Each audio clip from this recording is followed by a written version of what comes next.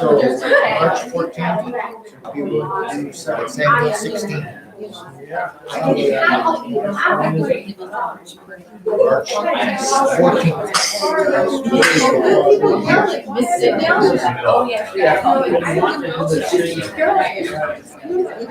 Trial sign. Look up the 2 million trials. They're coming in. Do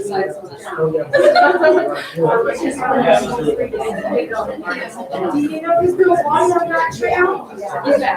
Thank you. I don't, oh, yeah. Second Samuel 16. Yeah, that would work. And so I Just as was- bad as it goes. Yeah. I'm gonna send you. Okay. Send me a copy.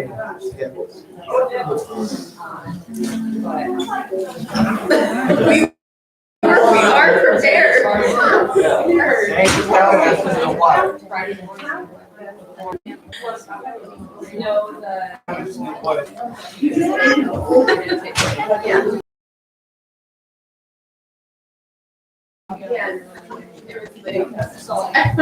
I tried calling Libby.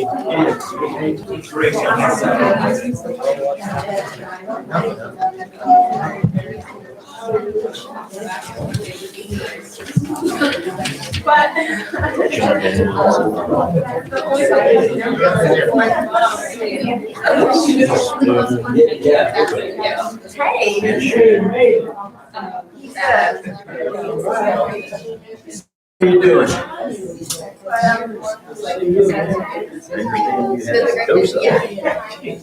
Yeah, I wanted my down.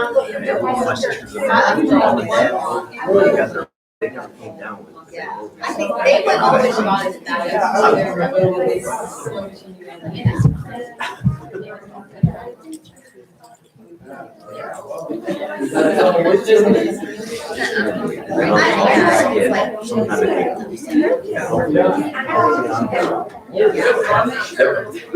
The sunset. It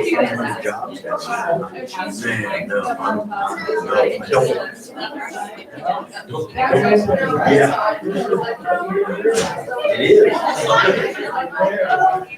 Hopefully we'll get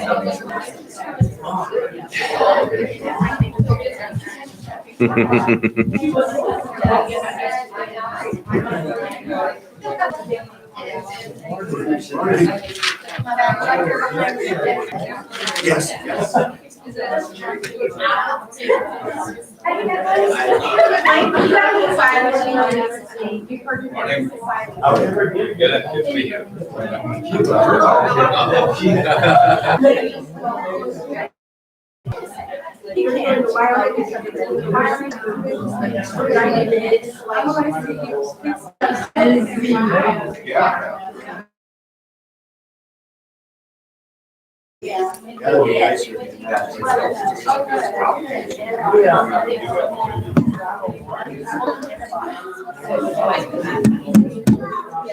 All right, folks, we're a little after starting time, so I'm going to go ahead and get started. Do we have any announcements before we get started with 2 Samuel chapter 13?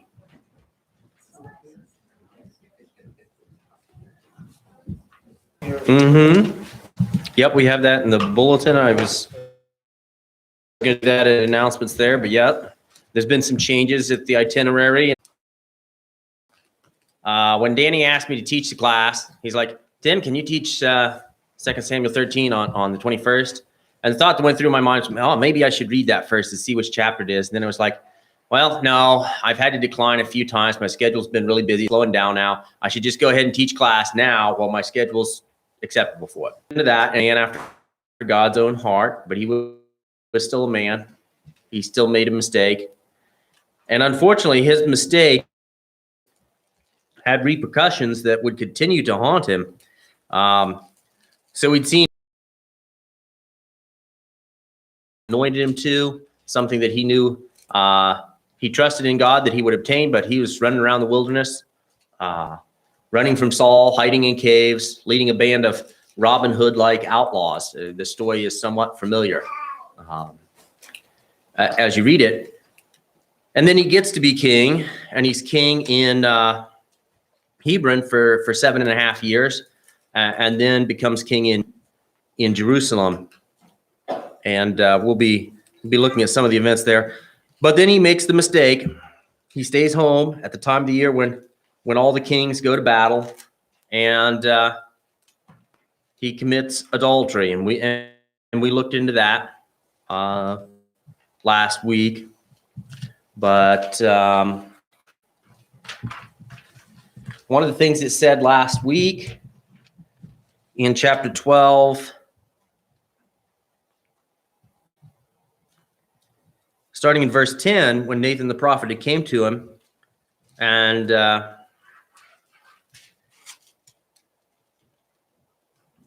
actually, let's start in 12, verse 9. It says, "Wherefore hast thou despised the commandment of the Lord to do evil in his sight? Thou hast killed Uriah the Hittite with the sword, and hast taken his wife to be thy wife, and hast slain him with the sword of the children of Ammon, because thou hast despised me, and hast taken the wife of Uriah. Saith the Lord, I will raise up evil against thee out of thine own house, and I will take thy wives before thine eyes, and give them unto thy neighbor, and he shall lie with thy wives in the sight of this sun. For thou did it secretly, but I will do this thing before all of Israel and before the sun." So we're beginning to see the first half of that the sword would never depart from David's family. And we'll start to see that in here. And the rest of that, what the Lord said would be David's punishment, we'll get to in the next few weeks. But before we start looking at chapter 13, I'd like to back up to chapter 3, verse 2. This introduces some of these characters. 2 Samuel chapter 3, verse 2 says, "Unto David were sons born in Hebron, and his firstborn son was Amnon of Ahonim the Jezreelitess, and his second Chileab of Abigail, the wife of Nabal the Carmelite, and the third Absalom, the son of Maacah, the daughter of Talmi, king of Geshur, and the fourth Adonijah, the son of Haggith, and the fifth Shephatath, the son of Abital, and the sixth Ithream by Eglah, David's wife. And these were born unto David in Hebron." Now, if we would go later, we would see this is not all the children David had. Later on in First Chronicles, it will name that he had, I can't remember the exact number, but several other children in Jerusalem. But those were the ones that were born while he reigned in Hebron. And he reigned there for 7.5 years before moving to Jerusalem. And I mention that because sometimes the timeline in David is a little bit difficult to pin down. A lot of times we have a rough idea, but there's very, very rarely in the story that an exact timeline is given. And that will be the case here. If we go to chapter 13, and we start in verse 1, it says, "And it came to pass after this that Absalom, the son of David, had a fair sister, whose name was Tamar, and Amnon, the son of David, loved her." So it says, it came to pass after this. It's not, like I said, a real exact timeline. Obviously, it was after the events of the last, after David and Bathsheba, and also after the rest of the chapter, the very tail end of last week's chapter, we talked about the battle against the Ammonites and conquering them. So scholars all tend to agree this was after the war with the Ammonites, but that still doesn't give us a very exact timeline. We do know that the characters in this, Amnon, Absalom, were born at Hebron. So King David had obviously been king at least 15 to 20 years. One of the only definites given in the story of Samuel is in chapter 5, verse 4 of 2 Samuel. It says, "David was 30 years old when he began to reign, and he reigned 40 years. And looking at some of the other details, it was like 40.5 years because he reigned 33 years in Jerusalem and 7.5 years in Hebron. So this is probably about halfway, at least halfway through his reign, just because the children they're obviously acting as adults. And yeah. The only other interesting thing to say is this is all David's older children.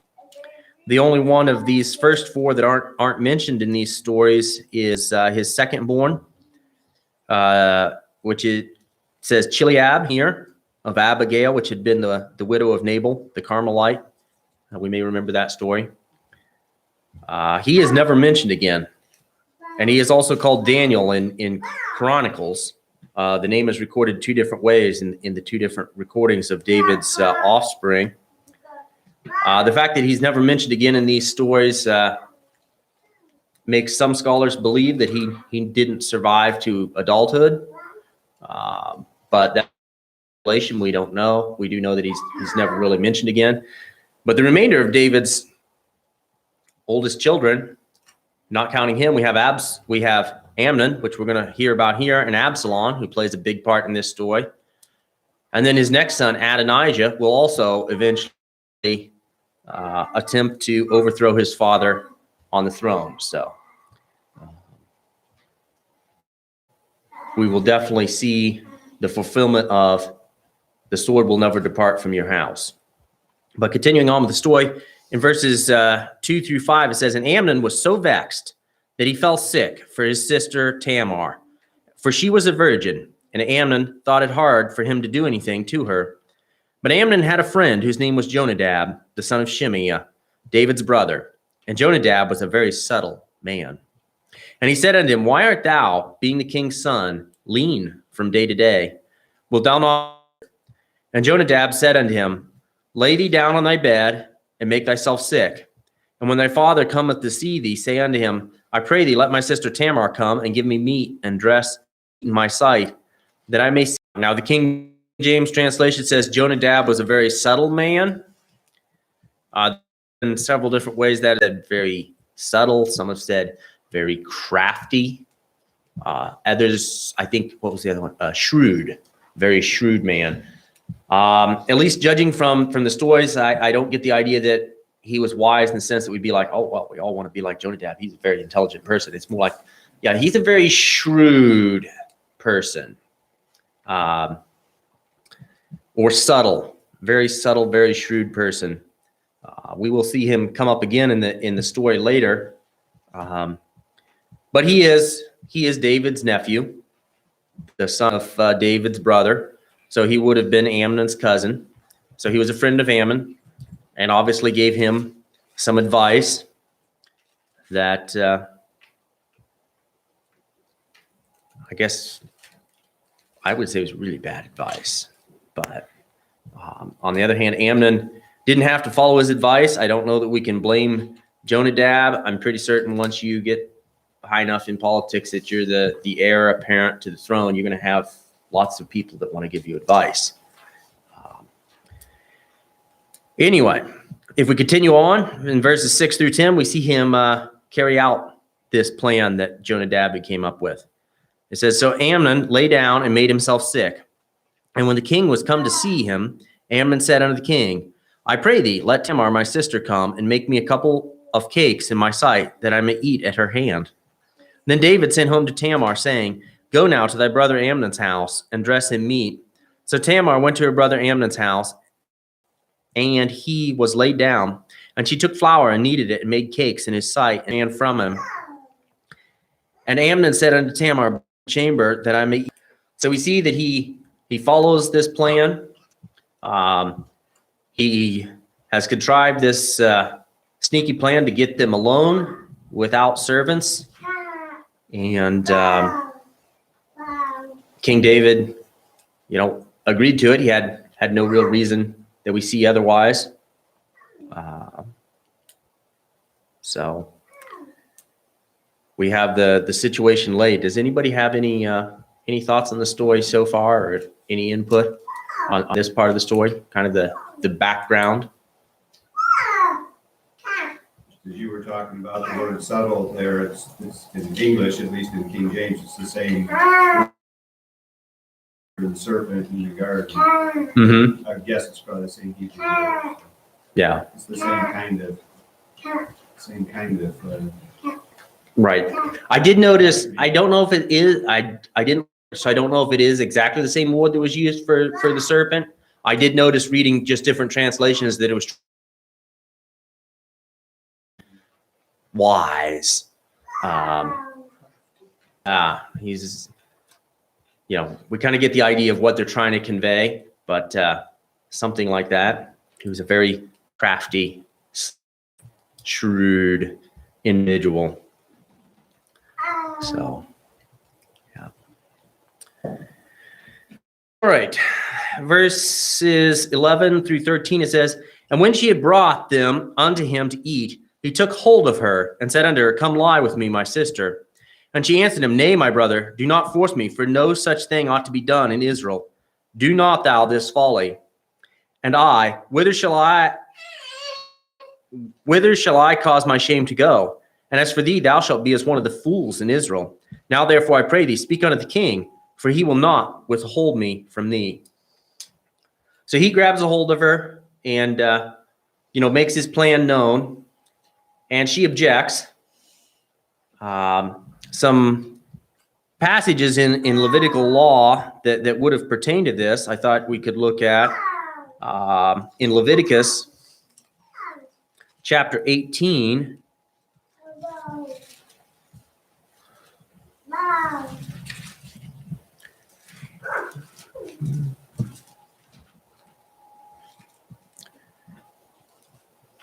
Chapter 6, it says, "None of you shall approach to any that is near of kin to him to uncover their nakedness. I am the Lord. The nakedness of thy father or the nakedness of thy mother shalt thou not uncover. She is thy mother, thou shalt not uncover her nakedness. The nakedness of thy father's wife shalt thou not uncover. It is thy father's nakedness. The nakedness of thy sister, the daughter of thy father or the daughter of thy mother, whether she be born at home or born abroad, even their nakedness thou shalt not uncover."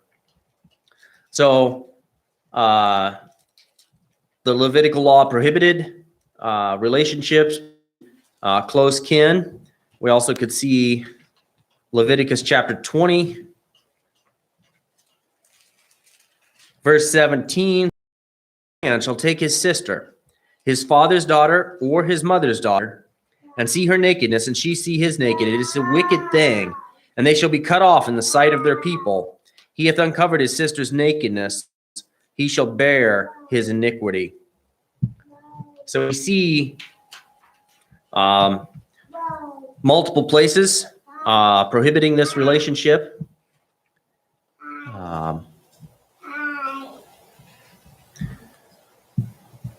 Seems like I had another note on that as far as references. Oh, Deuteronomy 2:28.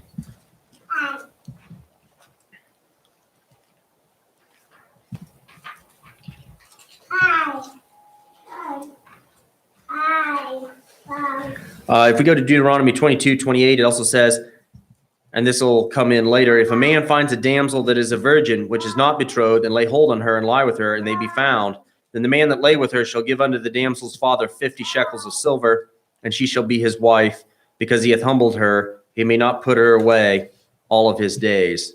A man shall not take his father's wife, nor discover his father's skirt." So there were several laws pertaining to these things. And we'll see none of them were really followed.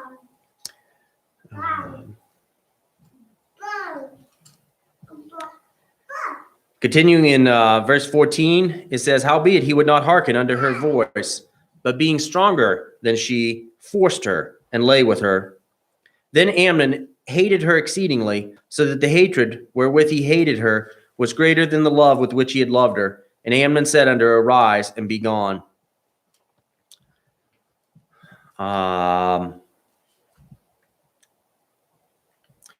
So obviously, having satisfied his original plan, his so-called love for Tamar turned to hatred, and he tells her to leave. Oh, I remember what else it was I was going to mention. Among her objections when she said he would be as one of the fools in Israel, she said, "Speak unto the king, for he will not withhold me from her." A lot of scholars have been like, well, he didn't really have a choice, since marriage between sisters and brothers, even half sisters and half brothers, in this case, was prohibited by Levitical law. Others have said, well, she was just saying whatever she could do to try and change Amnon's mind. We don't know. Nobody went to the king, so what the king would have done is unknown to us. Anyway, Amnon tells her to leave and be gone. And at this she objects, and she said unto him, "There is cause, this evil in sending me away is greater than the other which thou did unto me." But he would not hearken unto her. And he called his servant that ministered unto him, and said, "Put now this woman out from me, and bolt the door after her." And she had a garment of diverse colors upon her, for with such robes were the king's daughters that were virgins apparelled. Then his servant brought her out, and bolted the door after her. And Tamar put ashes on her head, and rent her garment of diverse colors that was on her, and laid her hand on her head, and went out crying. So we see him utterly just throwing her out, bolting the door after her, and she goes away crying, rips her clothes, and put ashes on her head in mourning. In verses 20 and 22, we see some of the family's response. In verse 20, it says, "Absalom, her brother, said unto her, Hath Amnon thy brother been with thee? But hold now thy peace, my sister, he is thy brother, regard not this thing." So Tamar remained desolate in her brother Absalom's house. But when King David heard all these things, he was very wroth. And Absalom spoke unto his brother Amnon neither good nor bad, for Absalom hated Amnon, because he had forced his sister Tamar. So here we see the response of the family. Absalom tells Tamar to go to his house and remain desolate, and he won't speak to Amnon. He says he won't speak good or bad. He just won't speak to Amnon. He obviously carries great hatred because of what Amnon did to his full sister, Amnon being their half brother. And it says King David was very wroth.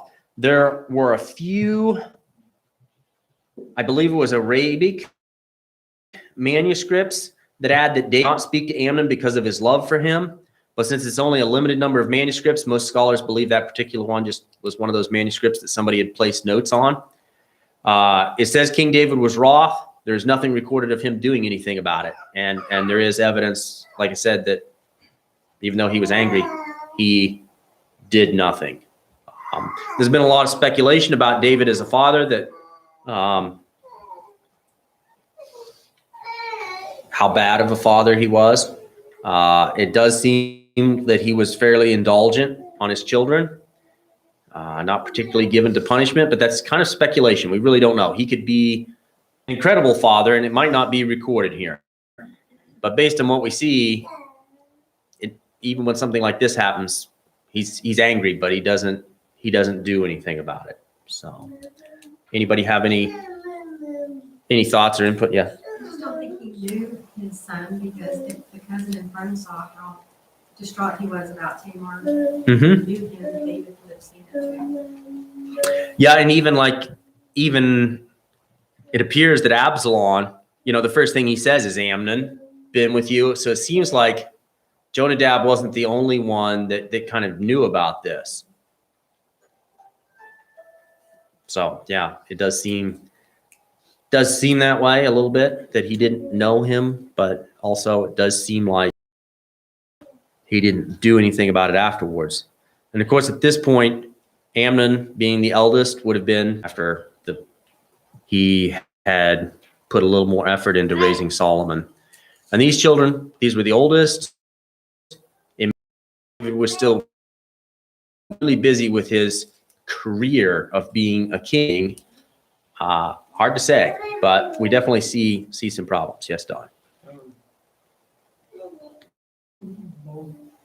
Both happenings here, we see it, today. to some extent.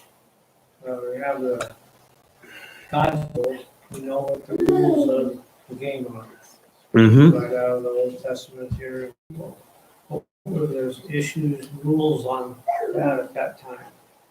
I mean, I'm not catching any of that. You know? Well, at that point, I mean, they'd driven the Philistines out. Yeah, There were still, numerous surrounding countries, but at this point, the Jews are beginning to push those people back. They're not living as much among the heathens. or just following the one set of Mm-hmm. for the people. Obviously, we see a lot of royalty trying to marry royalty, sometimes even to include incestual relationships. Again, the Levitical law, it allowed pretty close relatives to marry. It didn't allow brothers and sisters or half brothers or sisters or things like that, but it did allow relatively close relatives. And we do see, in a way, like them trying to marry within royalty, like Absalom's from the royal family of Geshur. His mother was the daughter of the king of Geshur, and we'll get into that here later on. Yes, Candy? Wasn't that because they said that the royalty was called blue blood and they tried to keep it so-called blue? Instead of having outside? Yeah, I don't know that. I think I've heard the term blue blood, but that was always applied to like Europe, and I don't really know how much that applied to like, that part of this part of the country. I really just don't. Maybe that was kind of where it started. Yeah, I don't know. But again, yeah, this was definitely prohibited by the law of the land at many levels. There was prohibitions, which we looked at in the Levitical law, against having your sister or your half sister. There were also fines levied for people that took a virgin unwanted, and there were a lot more laws than the ones I looked at in that regard. But there were punishments in the Levitical law for what Amnon did, and it appears that none of those punishments were carried out either. So like one of my notes says, the family's response is they really didn't do anything, at least immediately. Absalom carries this grudge and will take action, as we're about to get into. But David did nothing, and there were punishments given for this in the Levitical law. So, yeah. I think the whole country had kind of relaxed a lot of the Mm-hmm. rules by that time. Just the fact that they had a king. Yeah. Because they obviously had been looking around and saying, we want to have a king like the other nations have. So they were copying things from the other nations that God never intended them to do. Right. So they, maybe they just, we're supposed to take him out and stone him, but we're not going to do that. Right. Well, in this case, like I'd read, the fine, if you were in the wilderness and you took a unbetrothed virgin, was there's two places that mention it. One just says the bride price. The other place specifically says 50 shekels of silver, which the one just left the bride price, in my mind, adjustable for inflation. The other one gave an exact number. But there is that fine there. But of course, it also said you were supposed to marry the girl then, and you could never divorce her. And of course, marriage to a half sister was prohibited. So it's kind of like, well, you can't really, this is so messy that you can't even follow out the punishment without breaking the law. So I don't know what the answer was. It definitely would have been complicated even if they had tried to follow the law. But instead, what we see is they do nothing. So I guess that being the point here is that they Kings were not to multiply wives too, which was part of this problem. Yeah. I mean, this whole thing, like I said, there's been a lot of speculation about David, but every one of these children were from many of his different wives. And so we see them not like Absalom and Tamar are full brother and sister. And we see them having apparently a very close relationship And yet Amnon, who's the half brother, doesn't seem to be a very close relationship before, which also may have been why, he ended up wanting to have a relationship with his half sister. So anyway, moving on to verse 23, we see what Absalom does. Now remember, it said in the last verse that he had spoke neither good nor bad to Amnon, but he hated Amnon. So starting in verse 23, it says, and it came to pass after 2 full years that Absalom had sheep shearers in Baal Hazor, which is beside Ephraim, and Absalom invited all the king's son. Just a quick note, it's never mentioned where Baal Hazor is. No scholars have any clue, so just a footnote that there is no record of where this is. But anyway, Absalom has shearers there. And Absalom invited all the king's son. And Absalom came to the king and said, behold now, thy servant hath sheep shearers. Let the king, I beseech thee, and his servants go with thy servant. And the king said to Absalom, nay, my son, let us not all now go, lest we be chargeable unto thee. And he pressed him, howbeit he would not go, but blessed him. And then said Absalom, if not, I pray thee, let my brother Amnon go with us. And the king said unto him, why should he go with thee? And Absalom pressed him, and he let Amnon and all the king's sons go with him.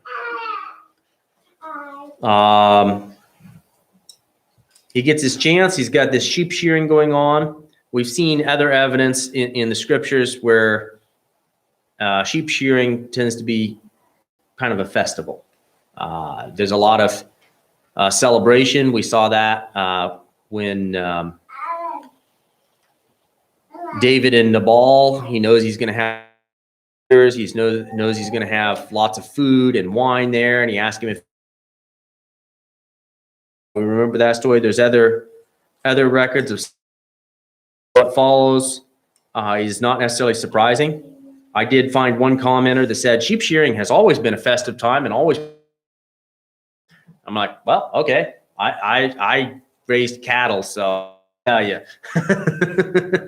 But we get the idea. He asked David to come to his shearing, and we can't be charitable to you. We don't want to put you out. And he asked if Amnon could go. And in the end, there's been some speculation if he would have been suspicious if it were just Amnon. But in the end, it says he let Amnon and all the king's sons go with him. So all of David's kids, all the royal family, except David himself, go off to the sheep shearing. And then continuing, it says, now Absalom had commanded you, be courageous and be. But scholars say this, have not I commanded you? Phrasing it that way puts him responsible for it. Like if his servants wanted to object, we can't kill the crown prince of Israel. We're going to die for this. He's saying, I commanded this. I am ordering this done. I am the responsible party. I'm not enough of a scholar of Hebrew and Jewish history to know if this is true, but that's what I've read. And that's the reason why he's like, have I not commanded this? He is giving the order. He is being responsible for it, even though it's his servants that will do the deed. And in the next verse, we see, it says, and the servants of Absalom did unto Amnon as Absalom had commanded, arose, and every man got up upon his mule and fled. So he has come out to his shearing. There's obviously a little bit of a party goes with the shearing, and they wait till Amnon is drunk with wine. And then Absalom gives the order, and his kill Amnon. At that point, everybody flees. So I assume that this festival I had a lot to do with timing. For example, you shear the sheep when there's a certain depth of the wool. Well, typically in the springtime too, because you leave the wool on them through the winter because they're going to need it, and then they've got all summer to. Yep. So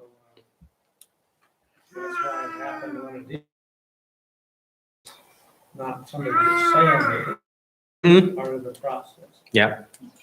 And also notable, it's been 2 years.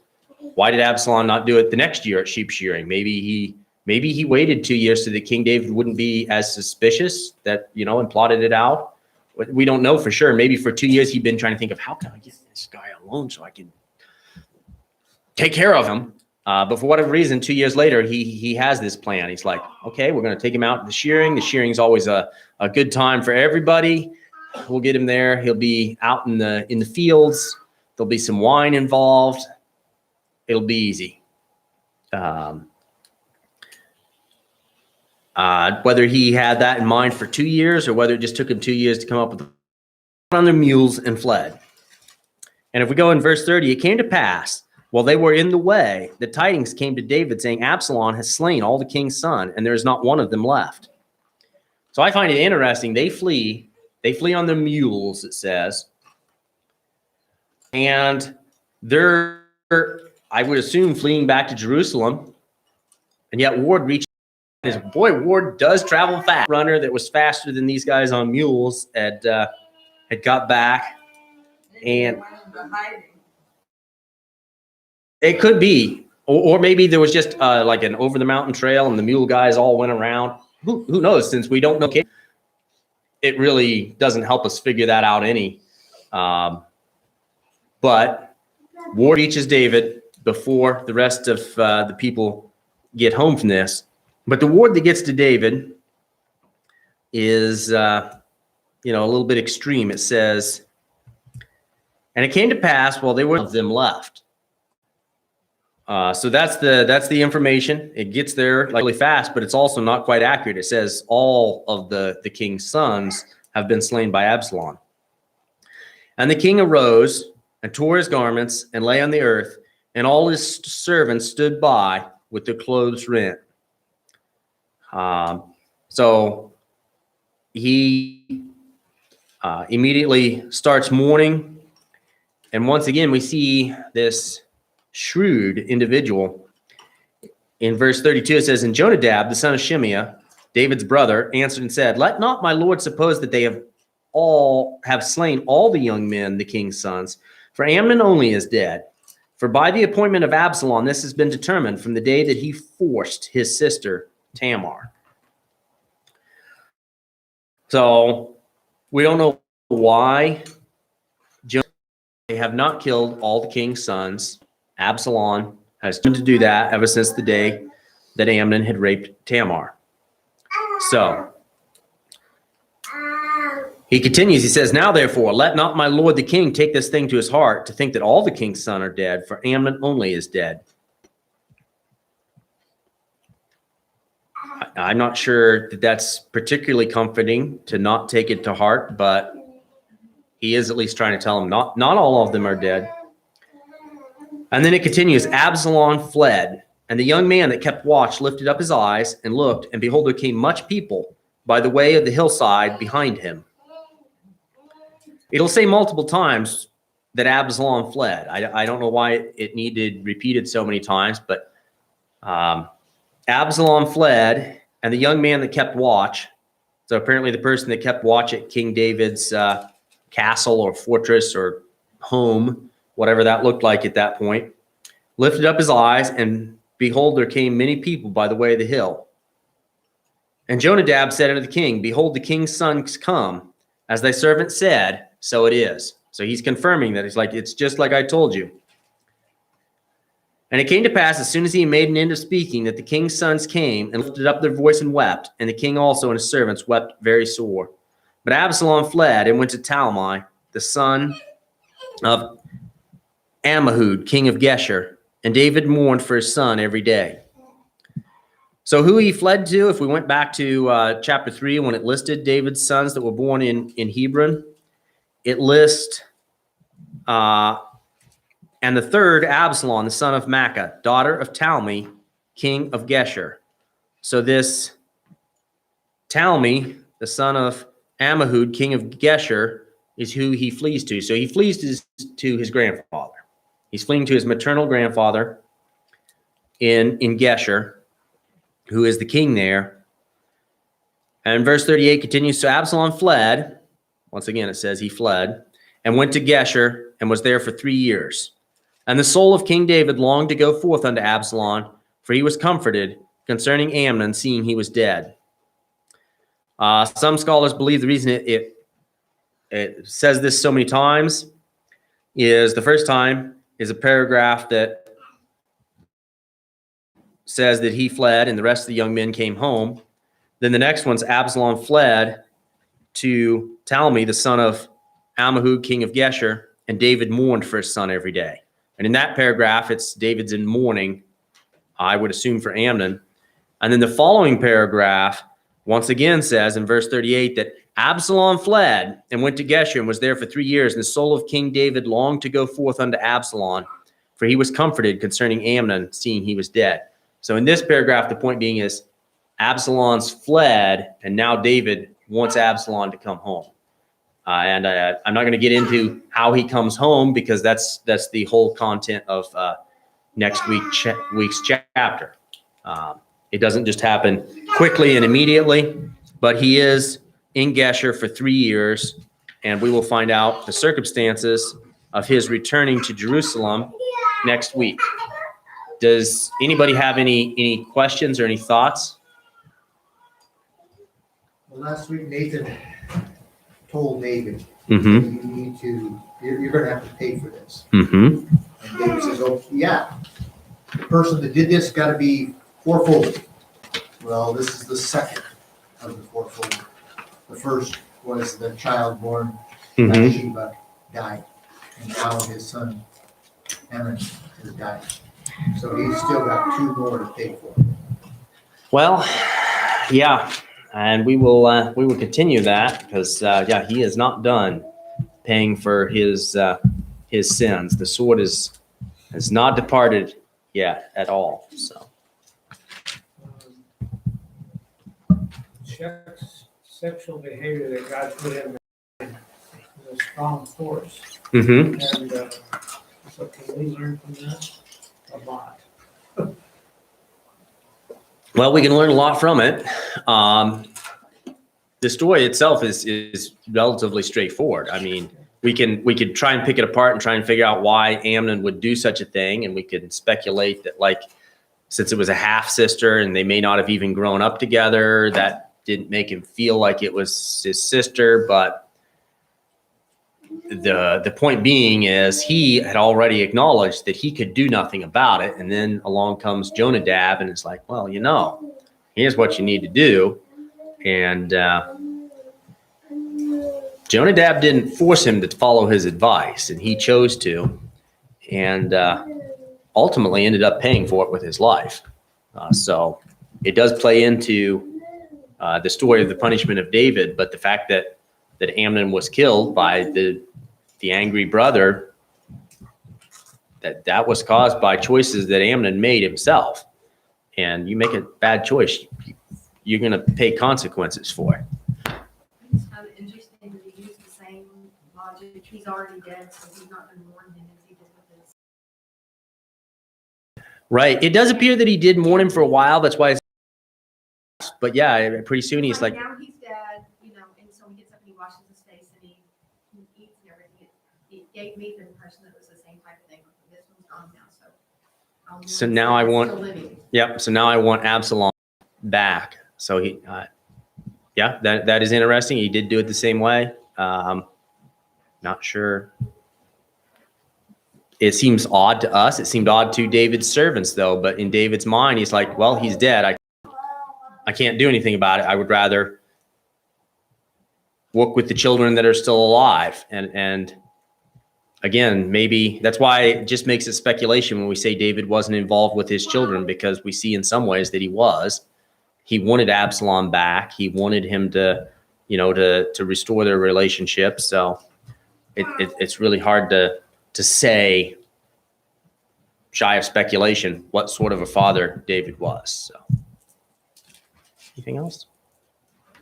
All right, we've got like 3 or 4 minutes to prepare for worship.